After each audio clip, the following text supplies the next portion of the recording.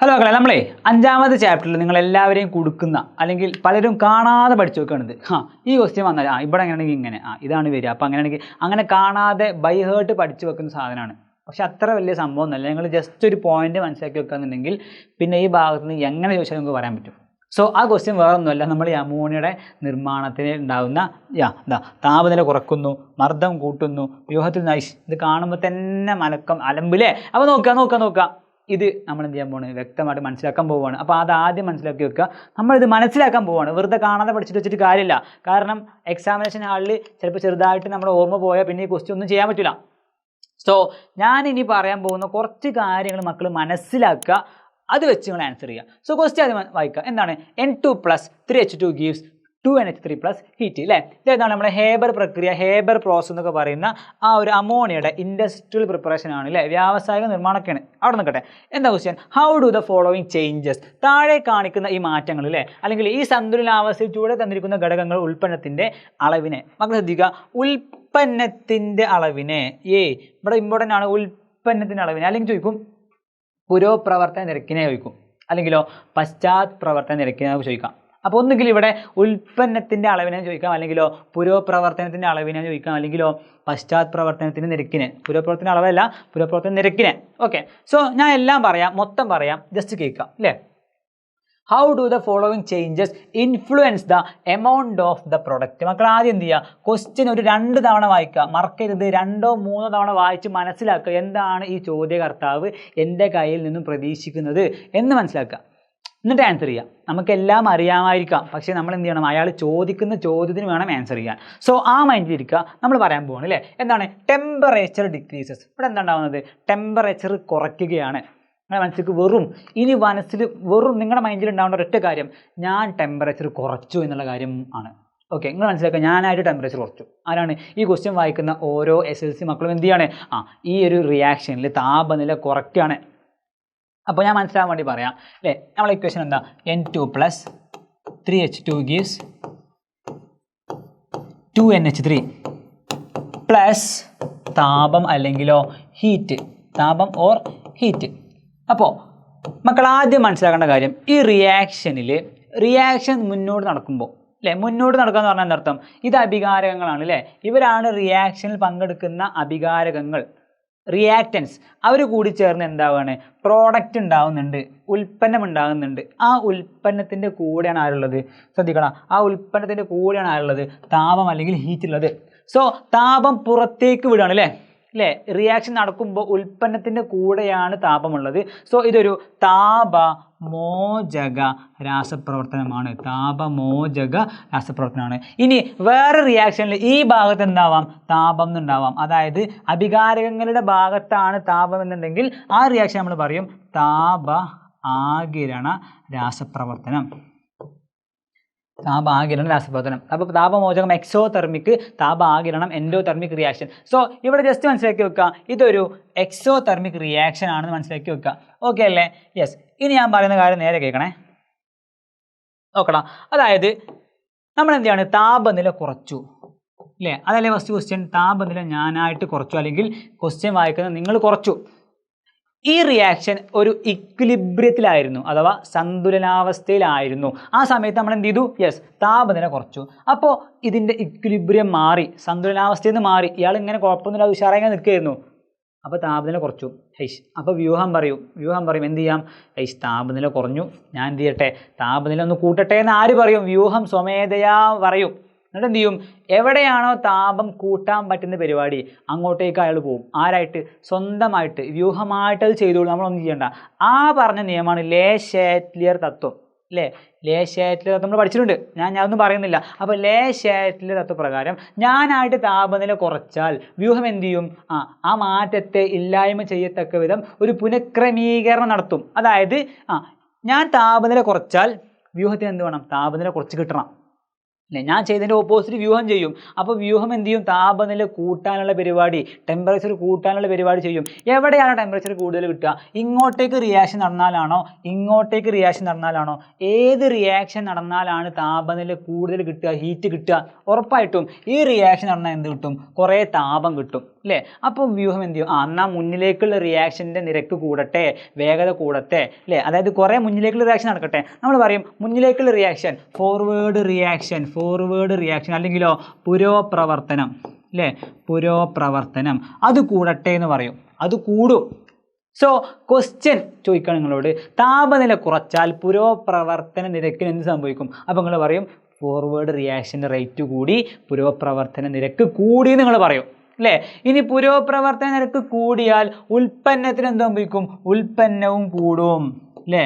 ഉൽപ്പന്നവും കൂടും. സോ നമുക്ക് ഈ ക്വസ്റ്റ്യൻ ആൻസർ പറയാൻ പറ്റും, താപനില കുറച്ചാൽ ഉൽപ്പന്നം കൂടും, അല്ലെങ്കിൽ എന്ത് പറയാം? പുരോപ്രവർത്തന നിരക്ക് കൂടി, ഫോർവേഡ് റിയാക്ഷൻ്റെ റേറ്റ് കൂടി എന്ന് പറയാം, അല്ലേ? ഫോർവേഡ് റിയാക്ഷൻ റേറ്റ് കൂടി എന്ന് പറഞ്ഞൂടെ? യെസ്. അപ്പോൾ അത്രയും നമ്മൾ പറഞ്ഞു വെച്ചു. ഇനി നമ്മൾ പറയുന്നത് എന്താണ്? മർദ്ദം കൂട്ടുന്നു. ശ്രദ്ധിക്കുക, നമ്മൾ മർദ്ദം കൂട്ടാൻ വേണ്ടി പോവുകയാണ്. മർദ്ദം, അല്ലേ? ഇക്വേഷൻ ഒന്നുകൂടി ഇതാണ്, N2 + 3H2 gives 2NH3, അല്ലേ? നോക്കണം, ഇവിടെ നമ്മളോട് മർദ്ദത്തിൻ്റെ കാര്യം പറഞ്ഞാൽ മക്കൾ ആദ്യം മനസ്സിലാക്കേണ്ടത് എന്താണ്? 1 മോൾ നൈട്രജൻ ഉണ്ട് ഇവിടെ. എവിടെ? 1 മോൾ നൈട്രജൻ ഉണ്ട്. യെസ്. ഇനി ഇവിടെയോ 3 മോൾ ഹൈഡ്രജൻ ഉണ്ട്. ഇവിടെയോ 2 മോളാണ് അമോണിയ ഉള്ളത്.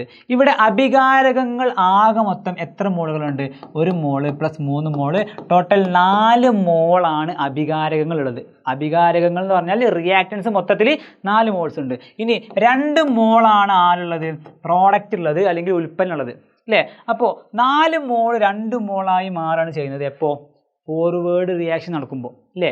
അഭികാരകങ്ങൾ കൂടിച്ചേർന്ന് ഉൽപ്പന്നമാകുന്ന പരിപാടിയല്ലേ ഫോർവേഡ് റിയാക്ഷൻ. സോ നമുക്ക് പറയാൻ പറ്റും ഫോർവേഡ് റിയാക്ഷൻ പുരോപ്രവർത്തനം നടക്കുകയാണെന്നുണ്ടെങ്കിൽ 4 പേര് എന്തായിട്ട് മാറും? 2 പേരായിട്ട് മാറും. അപ്പോൾ 4 പേര് 2 പേരാണെന്നുണ്ടെങ്കിൽ മർദ്ദം കുറയല്ലേ ചെയ്യുക, അല്ലേ? നോക്കടാ, ഒരു ബെഞ്ചുണ്ട്, ആ ബെഞ്ചിൽ 4 പേരുണ്ടായിരുന്നു, ഭയങ്കര തിരക്കായിരുന്നു, അത് 2 പേരായി മാറി. സോ അപ്പോൾ എന്തായി? ഒരു സമാധാനമായി, തിരക്ക് പോയി, മർദ്ദം കുറഞ്ഞൂലേ? അപ്പോൾ ഈ റിയാക്ഷനിൽ ഫോർവേഡ് റിയാക്ഷൻ നടക്കുമ്പോൾ മർദ്ദം എന്ത് ചെയ്യാണ്? കുറയുകയാണെന്ന് മനസ്സിലാക്കി വെക്കുക, അല്ലേ?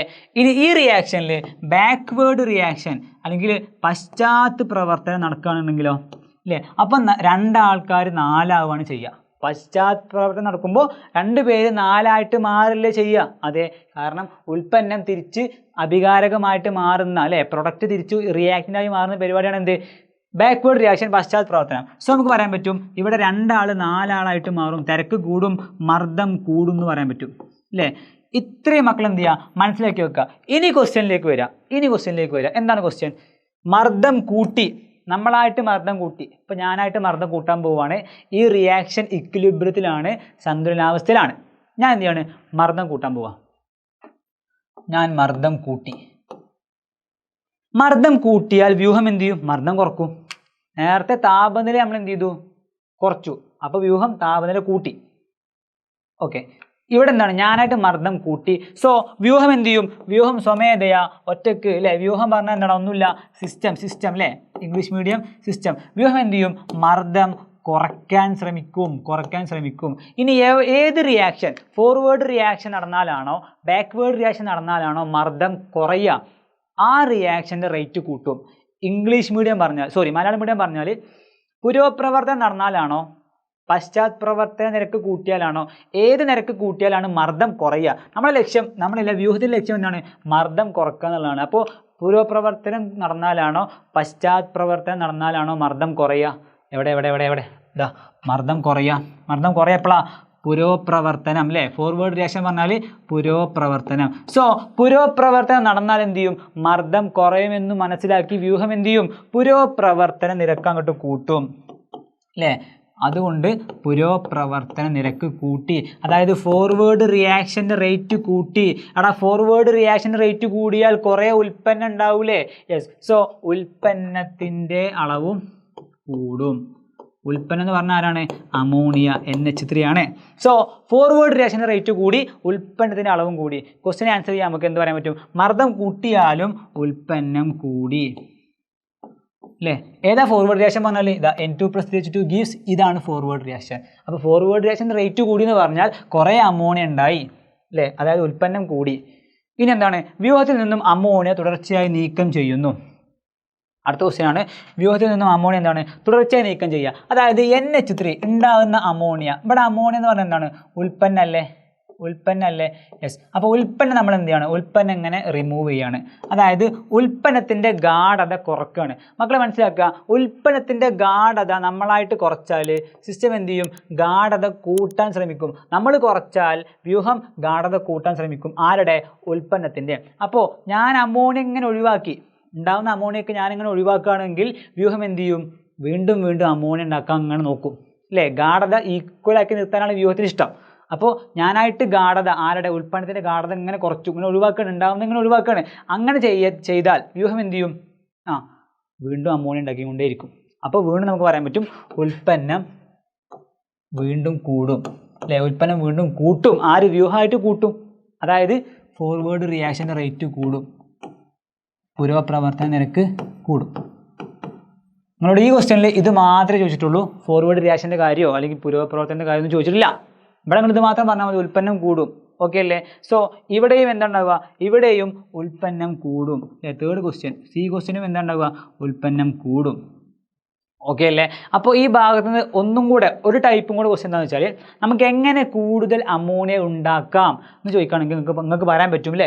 ഇവിടെ ഉൽപ്പന്നം കൂടി, നമ്മൾ താപനില കുറച്ചു അപ്പോൾ ഉൽപ്പന്നം കൂടി, മർദ്ദം കൂട്ടി അപ്പോൾ ഉൽപ്പന്നം കൂടി, അമോണിയ കുറച്ചു അല്ലേ, അമോണിയ ഇങ്ങനെ കുറച്ചായി റിമൂവ് ചെയ്തു അപ്പോൾ ഉൽപ്പന്നം കൂടി. അതായത് അപ്പോഴൊക്കെ അമോണിയ ഉണ്ടായി. അപ്പോൾ നമ്മൾ ഇൻഡസ്ട്രിയൽ പ്രിപ്പറേഷൻ ഓഫ് അമോണിയയുടെ വ്യാവസായിക നിർമ്മാണത്തിൽ എങ്ങനെ കൂടുതൽ അമോണിയ ഉണ്ടാക്കാം എന്നുള്ള ക്വസ്റ്റ്യൻ്റെ ആൻസറാണ് എന്ത് ചെയ്യുക, താപനില കുറക്കുക, മർദ്ദം കൂട്ടുക അല്ലേ, ഉണ്ടാകുന്ന അമോണിയ വ്യൂഹത്തിൽ നിന്ന് തുടർച്ചയായി റിമൂവ് ചെയ്യുക എന്നൊക്കെ പറയണം. ഓക്കെ അല്ലേ. അപ്പോൾ ഈ രീതിയിൽ നിങ്ങൾ എന്ത് ചെയ്യുക, നിങ്ങൾക്ക് മനസ്സിലാക്കിയ കാര്യങ്ങൾ വെച്ച് എഴുതിയാൽ ഒരു മാർക്ക് എങ്ങോട്ടും പോകില്ല. സോ ഇത് മനസ്സിലാക്കുക എന്നിട്ട് എക്സാം എഴുതുക. ഓക്കെ അല്ലേ. All the best.